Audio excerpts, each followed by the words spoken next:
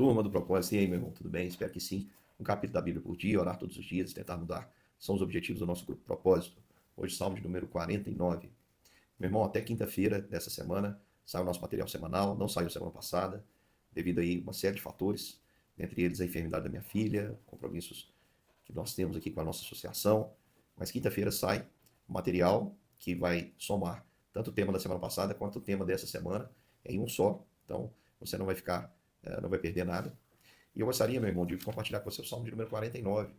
Um salmo que trouxe para mim uma grande alegria, porque já li esse salmo centenas de vezes e confesso aos irmãos que nunca havia reparado o quanto esse salmo é um salmo profundo, um salmo que trata de uma maneira tão clara da futilidade dos bens materiais. É um salmo muito urgente nos nossos dias, quando nós vivemos um tempo em que o homem é extremamente materialista e ele tem a convicção de que ele é aquilo que ele tem. Portanto, vamos lá. Eu vou comparar as versões, né? Estou aqui com a Bíblia Linguagem de hoje e vou falando também, na medida do possível, comparando com a sua revista atualizada. A primeira coisa é um convite universal. O salmista, os filhos de Corá, eles entoaram um cântico, como diz o versículo 4, que essa mensagem seria cantada em forma de parábola ou de provérbio, enquanto ele toca a lira para explicá-los. E esse convite é para todos. Olha, versículo 1. Povos todos escutem, todos os moradores, tanto os humildes quanto os poderosos, tanto os plebeus, como diz aí na sua versão atualizada, como os de fina estirpe. O que o salmista canta? Ele diz, olha, por que eu vou temer um homem que confia nos seus bens? Pode olhar aí na sua Bíblia, a partir do versículo número 5. Por que eu vou temer aqueles que se orgulham nas suas fortunas? Você conhece alguém que, por poderoso que seja, em termos de bens materiais, ameaça alguém, humilha alguém? Meu irmão, essa pergunta aqui na verdade, até sarcástica. Porque a gente está vendo isso, né, no Brasil. Nós temos visto pessoas sendo humilhadas por aqueles que detêm o poder, por aqueles que detêm os recursos. E os que detêm os recursos e o poder, muitas vezes, acreditam que não precisam prestar contas a ninguém. E eu quero dizer, meus irmãos, que isso é um engano terrível. Sempre haveremos de prestar contas. E, em última instância, essa conta é prestada a Deus. Então a gente pode aguardar em Deus, em silêncio, de forma paciente, porque os nossos olhos verão a justiça. Ah, a gente não deve temer esses homens. Por quê? Porque eles não podem fazer nada, né? Isso é apenas um poder ilusório. Preste atenção. Por mais poderoso que alguém seja, por mais bens que tenha, quem é que pode remir o seu irmão? Como diz aí o versículo de número 7. Quem é que pode remir o seu irmão?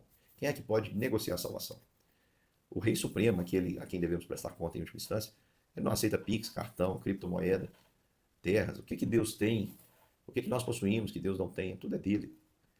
Então, meu irmão, ninguém pode, com seu recurso, comprar vida. Versículo 8 diz: não há dinheiro que pague, né? Não há essa tentativa de estender a vida, ela cessa. O dinheiro pode até mudar a sua aparência. Você pode ter 70 e ter um rostinho de 20. Ele pode trazer conforto, mas ele não pode estender a sua vida. O autor da vida, que é Jesus Cristo, sem o qual nada do que foi feito se fez, que é o alfa e o ômega, o princípio e o fim, o autor e o consumador da nossa fé, ele não aceita nenhum tipo de negociação. Os nossos dias estão escritos e determinados. E por mais dinheiro que a pessoa tem, isso não garante que ela conseguirá prolongar sua vida, porque realmente, irmãos, os nossos dias estão contados. E uma verdade é que a morte é algo que alcança a todos. Alcança o pobre, alcança o rico, alcança o tolo, alcança o sábio, como diz o versículo de número 10. E todos que alcançam experimentam algo. Tudo aquilo que possuem, fica para ser dividido para outros. E eu acredito, irmãos, que não existe nada mais triste, nós vamos ver nos versos adiante, mas não existe nada mais triste do que uma vida que só pensa na horizontal, uma vida que só pensa no acúmulo de bens materiais. Esse acúmulo, ele. Por que eu digo que é algo tão triste? Porque às vezes a pessoa gasta a sua vida para construir algo que ela não vai poder carregar. É por isso que Jesus diz que isso é um esforço que não vale a pena. Ele disse: olha, não ajuntem tesouro nos céus. Não ajuntem tesouros na terra, mas ajuntem tesouro dos céus, perdão. Ajuntem tesouro nos céus, onde a traça não come, o ladrão não rouba.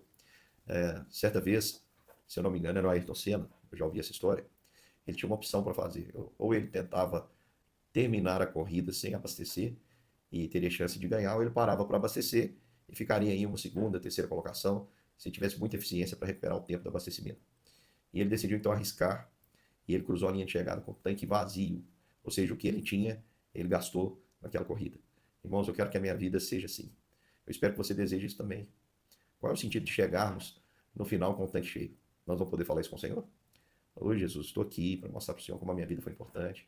Olha essa casa que eu construí. Você pode ver, eu usei o material de primeira, ela tem isso aqui, ela tem sauna, tem um pé direito da altura tal. Enfim, meu irmão, Deus não vai olhar isso. Cristo não é esse o critério que Cristo vai te ajudar. Apesar de ser o critério pelo qual muitas vezes nós julgamos que o homem é bem-sucedido. Falamos, olha, pessoa muito boa, muito bem-sucedida. E a gente diz isso pelos bens materiais. A pessoa tem uma casa, ela tem um carro, ela tem um emprego estável. E não é isso, irmãos, que determina. Jesus disse, o Rei dos Reis, o autor da vida disse, que a vida do homem não consiste na abundância de bens que ele possui. E é tão triste porque ele vai deixar algo para os outros. E o que eu tenho visto, irmãos, é que aquilo que fica geralmente serve para separar, não para unir, não para a bênção, mas muitas vezes para separar irmãos, para quebrar vínculos familiares, para mostrar o lado que há de pior no ser humano. O ser humano, por mais importante que seja, ele não pode escapar da morte. Assim como os animais simplesmente morrem, assim também, quando chega a hora do homem, ele também morre. Ninguém, irmãos, pode escapar da morte. Ninguém pode dar uma carteirada e dizer, olha, não posso morrer não porque eu sou o rei, eu não posso morrer não porque eu sou o pastor, eu não posso morrer não porque eu sou mãe, eu sou pai, eu sou filho. Não tem isso, irmãos. Reparem no que acontece, e olha como é triste, os que confiam em si mesmos. Versículo 13 da sua Bíblia aí, revista atualizada, vai dizer assim, vou usar aqui a corrigida, este caminho deles é a sua loucura, contudo a, a, a sua posteridade aprova as suas palavras. No versículo 13 da linguagem de hoje diz assim, reparem o que acontece com os que confiam em si mesmos. Vejam o fim daqueles que estão satisfeitos com as suas riquezas. Olha o fim. Contempla qual é o fim daqueles que confiam em suas riquezas. E aí, irmãos, me chamou a atenção no versículo 14, tanto na revista atualizada, quanto nas outras versões. Por exemplo, na versão da tradução brasileira diz assim, como ovelhas são encurraladas no Sheol, a morte os pastoreia. Na linguagem de hoje diz, o pastor deles é a morte e os leva. O pastor deles é a morte e os leva. Eles são condenados a morrer como se fossem ovelhas. As ovelhas eram levadas e a ovelha é um animal que não reage diante do abatimento. Por isso que a Bíblia tem aquele versículo que diz assim, como a ovelha muda levada ao matadouro, que as ovelhas não reagem, simplesmente vão. De manhã, as pessoas corretas os vencerão. Os corpos deles apodrecerão na sepultura, longe dos seus lares. Aqui na versão da tradução brasileira, vamos utilizar essa versão, no versículo de número 14, diz assim, como ovelhas são encurraladas no Sheol, a morte os pastoreia, os justos dominam sobre eles de manhã, a sua formosura consumi-lo-á o Sheol, para não ter mais lugar onde habite. Por que é essa expressão aqui? Que pessoas corretas os vencerão, os justos dominam. É o seguinte, irmãos, o pastor deles é a morte, o pastor dos justos é Jesus. Quem confia em riqueza, fica onde está. Mas quem confia em Jesus, irmãos, não morre. Passou da morte para a vida. Por isso que os justos dominam. Os justos permanecem. E os ímpios são como a palha que o vento dispersa. Os justos permanecerão para sempre. Porque eles sabem quem tem crido, em quem tem depositado a sua fé, o bom depósito. E eles têm buscado ajuntar tesouros, não aqui na terra, mas no céu. Como é que a gente junta tesouro no céu, meu irmão?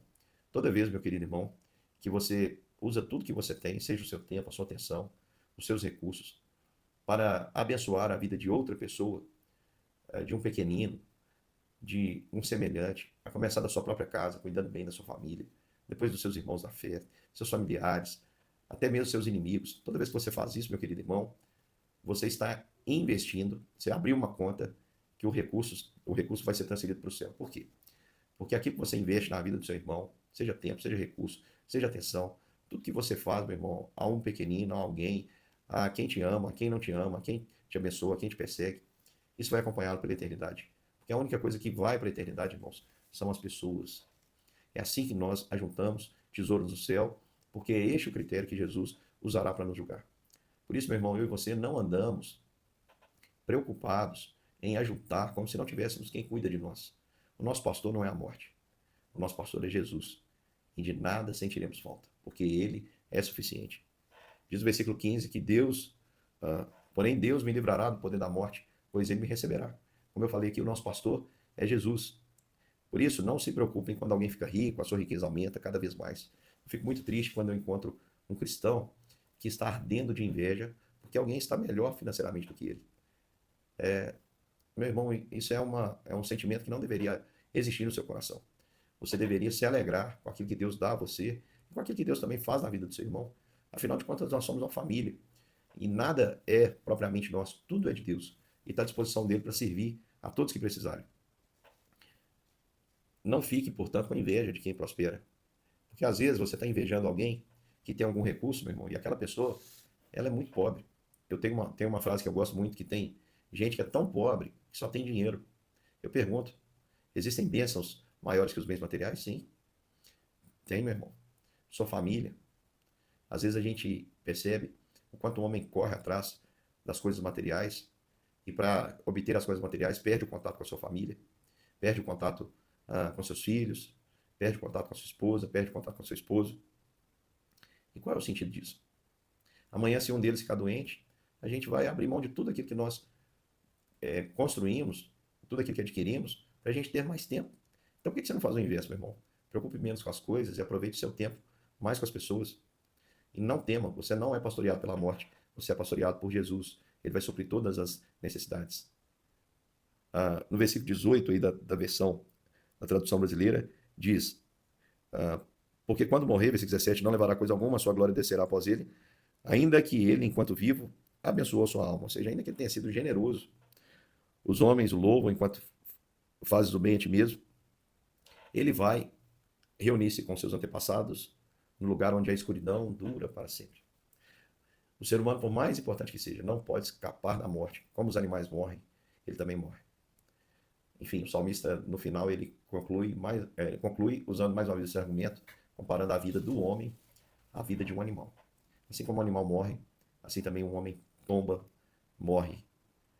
E queira Deus, meu irmão, que você e eu tenhamos como pastor de fato o Senhor Deus.